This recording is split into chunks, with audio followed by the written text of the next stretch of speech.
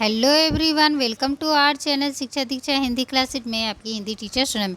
आज हम सब West Bengal SSC SLST teacher exam में के सिलेबस में लगा हुआ रीतिकाल की धाराएं और प्रवृत्तियां का जो है मैं आपके लिए बहुत इंपॉर्टेंट नोट्स लेकर आई हूँ, कुछ क्वेश्चन आंसर लेकर आई हूँ। तो चलिए पढ़ते हैं। सबसे पहले रीतिकाल की धाराएं और प्रवृत्तियाँ।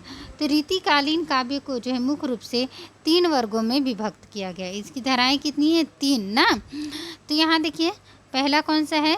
पहला यहाँ पे आपका है रीतिबद्ध काव्य। क्या है पहला है रीतिबद्ध काव्य। ठीक है, यहाँ देखिए पहला रीतिबद्ध काव्य। रीतिबद्ध काव्य में जो है आपको ना, रीतिबद्ध काव्य किसे कहा जाता है? सबसे पहले ये समझते हैं, इससे आपको क्वेश्चन आएगा ही आएगा। तो ये समझते हैं रीतिबद्ध काव्य है क्या ना। तो चलिए पढ़ते हैं। रीतिबद्ध काव्य जो है इन वर्ग के कवियों ने संस्कृत आचार्यों की भांति काव्यांग निरूपण से संबंधित लक्षण ग्रंथों की रचना करते हुए उसमें काव्यांगों के लक्षण और उदाहरण दिए। मतलब इन्होंने जो इन वर्ग के जो कवि थे, रीतिबद्ध जो काव्य करने वाले कवि थे, उन्होंने जो है संस्कृत, जिस तरह से संस्कृत आचार्य जो है काव्यों की रचना करते थे, उसी भांति जो है लक्षण ग्रंथों की रचना करते हुए और उसमें काव्यांग का लक्षण और उदाहरण जो है उसी प्रकार जो है उन्होंने दिया। तो इन कवियों में कौन कौन है? इन कवियों में जो है आपके कौन है? यहाँ देखिए इन कवियों में जो है आपके चिंतामणि, मतीराम, भूषण है ना, भूषण है, भूषण और देव, भिखारी दास, पद्माकर जी हैं ना।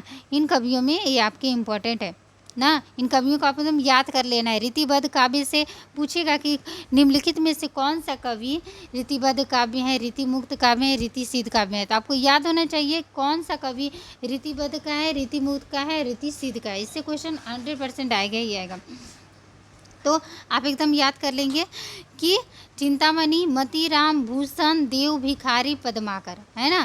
तो ये जो है रीतिबद्ध काव्य के कवि हैं। ठीक है, क्योंकि इन्होंने, इन लोगों ने जो है जैसे पहले से आ रहा था ना, वही लक्षण, वही परिपाटी इन्होंने वैसे ही अनुसरण करके इन्होंने अपने काव्यों की रचना की, इसलिए रीतिबद्ध कवि कहलाए। ठीक है, अब आगे चलते हैं हम लोग सेकंड नंबर में। यहाँ देखिए दूसरा है रीतिसिद्ध काव्य। क्या है दूसरा? रीतिसिद्ध काव्य। रीतिसिद्ध काव्य क्या है? तो यहाँ देखिए इन वर्गों के कवियों ने अपने लक्षण ग्रंथों की रचना न करके, है ना, उनके आधार पर स्वयं के काव्य ग्रंथों की रचना की ना। उनके आधार पर जो है उन्होंने स्वयं का जो है काव्य ग्रंथों का रचना किया, है ना। तो ये जो है रीतिसिद्ध क्या रीतिसिद्ध कवि कहलाएं। ठीक है, जैसे मैं यहाँ पे देखिए तो रीतिसिद्ध कवि कौन कौन से हैं ये भी आपको याद होना चाहिए, है ना। तो इसमें जो है बिहारी और सेनापति 2 प्रमुख जो है रीतिसिद्ध कवि हैं। याद रखेंगे, बिहारी और सेनापति कौन है? सिद्ध कवि ना, रीतिसिद्ध कवि है। ठीक है, आगे देखते हैं नेक्स्ट। तीसरा नंबर देखिए रीतिमुक्त कवि। रीतिमुक्त काव्य क्या है ना। तो रीतिमुक्त काव्य क्या है? यहाँ देखिए इन कवियों ने, जो रीतिमुक्त काव्य के लिखने वाले कवि थे, उन्होंने लक्षण ग्रंथों की रचना करने या काव्यांगों को मानकर काव्य ग्रंथ लिखने की परंपरा से मुक्त होकर ना, उन्होंने जो है लक्षण ग्रंथों की रचना करने या काव्यांग की परंपरा को अलग कर दिया, अपने आप से एकदम मुक्त कर दिया और अपने हृदय की स्वतंत्र वृत्तियों को काव्य में निबद्ध किया, है ना।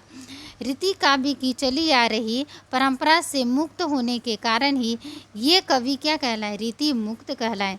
तो रीति मुक्त क्यों कहलाए? क्योंकि उन्होंने पहले का जो परिपाटी था, जो परंपरा था, जो काव्यांग निरूपण करने का लक्षण था, उनसे क्या हो गया? मुक्त हो गए, इसलिए ये रीति मुक्त कवि कहलाते हैं। अच्छा, रीति मुक्त कवि कौन कौन से? ये इससे क्वेश्चन हमेशा आएगा, तो आपको एकदम याद रख लेना है रीति मुक्त कवि कौन कौन से हैं। तो रीति मुक्त कवि जो है इनमें देखिए घनानंद जी हैं, बोधा जी हैं, आलम जी हैं, ठाकुर हैं ना। ये प्रमुख जो है रीतिमुक्त कवि हैं। ठीक है, 4 है, घनानंद, बोधा, आलम, ठाकुर, ऐसे करके जो है चारों का नाम एकदम याद रखेंगे। रीतिसिद्ध, रीतिमुक्त और रीतिबद्ध, ये चारों जो है कवि का नाम आपको याद होना ही चाहिए, इससे क्वेश्चन आएगा ही आएगा। आगे पढ़ते हैं अब हम लोग। आगे क्या है? रीतिकाल की प्रवृत्तियाँ। रीतिकाल की प्रमुख कौन कौन सी प्रवृत्तियाँ हैं, है ना, ये आपके सिलेबस में लगा हुआ है। तो चलिए पढ़ते हैं रीतिकाल की प्रमुख प्रवृत्तियाँ। पहले यहाँ देखिए रीतिकाल की प्रवृत्तियाँ कौन कौन सी हैं। तो पहला यहाँ पे आपका दिया हुआ है रीति काव्य धारा व रीति निरूपणता ना। तो जो रीति काल में जो रचनाएं की गई है ना, रीति काल की जो रचनाएं की गई उनमें जो है क्या था, उनमें क्या था कि जो रीति काल के कवि लोग थे रीति कर्म की दृष्टि से रचना कर रहे थे। इस पद्धति के अंतर्गत उन रचनाकारों को रखा गया जो काव्य के लक्षण और उदाहरण आदि को जो है बंदी बंधाई परिपाटी से जुड़े हुए थे ना। इन श्रेणी के रचनाकारों ने पूर्व जैसे पहले के आचार्य थे ना, उन्हीं के अनुसार अपने ग्रंथों की रचना की, ठीक है ना। तो उसी काव्य धारा के अनुसार उन्होंने जो है अपने काव्यों की रचना की, है ना। फिर दूसरा श्रेणी जब आता है तो रीति कर्म कवि दोनों जो है उन पे दोनों पर आधारित जो है समन्वय पर आधारित इन्होंने रचना की। इन्होंने काव्यांगों की परिभाषा दी और साथ में उसमें थोड़ा मोड़ा सरल सहज उदाहरण भी देती है, जिसमें भूषण मतीराम जैसे ना कवि आते हैं। फिर तीसरी श्रेणी में जो कवि रहते हैं उन्होंने क्या किया कि लक्षण ग्रंथों की परिभाषा पर ध्यान देते हुए क्या किया, कविताएं पर विश्वास किया ना। जैसे बिहारी जो है ना, तो इस श्रेणी के कवि आते। इस तरह से जो रीति काव्य धारा इस रीति काल में जो है एक तरह से धारा के अंतर्गत जो है रचना की गई। यही है रीति काव्य धारा और रीति निरूपणता ना। तो आगे देखते हैं दूसरी क्या प्रवृत्ति है, तो श्रृंगारिकता। दूसरी क्या है, श्रृंगारिकता। तो आप जानते हैं कि रीतिकालीन काव्य में व्याप्त श्रृंगारिकता ना प्रवृत्ति के संबंध में कुछ विद्वानों का यह मत है कि रीतिकालीन साहित्य जो है श्रृंगारिकता को जन्म देता है ना। इसमें जो है क्या होता है, रीति काव्य धारा में जो है जो रीतिकालीन कवि थे वे राजाओं के आश्रय में रहकर उन्हीं का गुणगान करते थे, प्रशंसा करते थे। नायिकाओं का नक्श का वर्णन, सौंदर्य का वर्णन, सारा रीतिकाल जो है इसी से भरा हुआ है। तो ये इसकी जो है मुख्य प्रवृत्ति क्या हो गई, श्रृंगारिकता इसकी मुख्य प्रवृत्ति है ना। आगे देखते हैं तीसरा नंबर देखिए अलंकारिता, है ना। अलंकारिता देखिए, तो आप जानते हैं कि रीतिकालीन कवि क्या थे, अभी मैंने आपको बताया दरबारी कवि थे, है ना। दरबार में रहते थे ना, राजा के दरबार में रहते थे, उनकी प्रशंसा करते थे। तो जब प्रशंसा करेंगे तो नायिका की प्रशंसा करेंगे, उनके राजा के साहस वीर का प्रशंसा करेंगे। तो बिना जो है अलंकार के कैसे भी रचना कर सकते हैं ना। तो उन्होंने अपने काव्यों में जो है भरपूर अलंकारों का क्या किया, प्रयोग किया, है ना। तो अलंकारों का जो है भरपूर प्रयोग करते हैं अपने काव्यों में। तो इस तरह से हम कह सकते हैं कि रीति काल में जो है जो काव्य रचना की गई उसमें जो है अलंकारों का बहुत प्रयोग हुआ है, ठीक है। आगे चलते हैं प्रशस्ति मूलक काव्य। तो अभी मैंने आप लोगों को बताया कि रीतिकालीन जितने भी कवि थे वे क्या थे, राजाओं के आश्रय में रहते थे, राजा के दरबार में रहते थे, उनकी गुणगान करते थे और उनकी जो है शौर्य गाथा का, नायिकाओं का वर्णन करते थे ना। तो जितने भी कवि थे रीतिकाल के वे जो है आश्रयदाताओं की प्रशस्ति हेतु काव्य रचना करते थे, है ना। तो ये जो है इसीलिए जो है इसीलिए जो है रीतिकालीन काव्य को प्रशस्ति मूलक काव्य भी क्या कहा जाता है ना। ये उसकी प्रमुख प्रवृत्ति है, ठीक है। आगे देखिए 5वां नंबर में भक्ति भावना एवं नीतिपरकता, है ना। तो जिस तरह से जो है यहाँ पे बोल रहे हैं, यहाँ पे जिस तरह से जो है कह सकते हैं हम सब भक्ति काल में क्या था, भगवान का भक्ति था, है ना, ईश्वर भक्ति था। तो इस तरह से वहाँ पे जो है थोड़ा वो रीतिकाल में आकर ये सब थोड़ा हट गया, है ना। यहाँ पे जो है रीतिकालीन जो कवि थे, है रीतिकालीन कवि जो है राधा और कृष्ण का जो है ईश्वर के रूप में चित्र नहीं बल्कि एक राधा कृष्ण को नायक नायिका के रूप में वहाँ पे उन्होंने वर्णन किया है ना। तो इस तरह से वहाँ यहाँ पे बोल सकते हैं कि नीतिपरकता रीति काव्य में जो है हमें उतना देखने को नहीं मिलती है। तो ये हो गया आपका भक्ति भावना एवं नीतिपरकता। आगे देखिए बहुज्ञता का प्रदर्शन। बहुज्ञता का प्रदर्शन क्या है, रीतिकाल में जो है रीतिकालीन कवि जो है थे अपने काव्य में अपनी बहुज्ञता अर्थात विभिन्न विषयों से संबंधित अपने ज्ञान को प्रदर्शित किया है ना। उन्होंने नायक नायिका का प्रेम प्रसंगों का वर्णन तो किया है, साथ में ज्योतिष से भी हमें बहुत सारा उसमें ज्योतिष शास्त्र से हमें बहुत सारे काव्य देखने के लिए मिलते हैं, नीति शास्त्र से मिलते हैं, काव्य शास्त्र की रचना की गई, आयुर्वेद आदि विषयों का भी जो है ये रीतिकाल में वर्णन किया गया है, आदि विषय लेकर भी रचना की गई है। तो ये था बहुज्ञता का प्रदर्शन, ठीक है। आगे 7वां नंबर में चलते हैं मुक्तक काव्य की प्रधानता। ना मुक्तक काव्य की प्रधानता। इस जो रीतिकाल के कवि थे, है ना, तो आप जानते हैं कि रीतिकाल से पूर्व आदिकाल भक्तिकाल में जो जितने भी ग्रंथ लिखे गए वो सब प्रबंधात्मक ग्रंथ लिखे गए थे। लेकिन रीतिकाल में यह प्रवृत्ति बदल गई, है ना। रीतिकाल के कवियों ने जो है क्या किया, कवियों का चित्त प्रबंध काव्यों की अपेक्षा मुक्तक ग्रंथों की अधिक रचना की गई। जैसे बिहारी, है ना, ठाकुर, घनानंद जी, पद्माकर जी आदि कवियों ने क्या किया, कवियों ने गागर में सागर भरने के गुण को अपनाते हुए विभिन्न छंदों का प्रयोग किया ना, विभिन्न छंदों का प्रयोग करके मुक्तक पदों की या काव्यों की रचना की ना। तो इस तरह से हम बोल सकते हैं कि इन सभी जितने अभी हम लोगों ने पढ़ा ये सभी रीतिकाल की प्रमुख प्रवृत्तियाँ, इससे क्वेश्चन आपको आएंगे ही आएंगे। अब मैं इसके साथ ही जो है रीतिकाल के प्रमुख प्रवृत्तियों से और रीतिकाल के जो अभी हम लोगों ने पढ़ा प्रमुख धारा, जो 3 धारा थी, है ना, रीति सिद्ध, रीतिबद्ध और रीतिमुक्त, इससे मैं कुछ इंपॉर्टेंट क्वेश्चन भी लेकर आई हूँ। तो चलिए चलते हैं क्वेश्चन आंसर की ओर। आइए देखिए महत्वपूर्ण प्रश्नोत्तर में पहला प्रश्न क्या है, पहला प्रश्न पढ़ते हैं।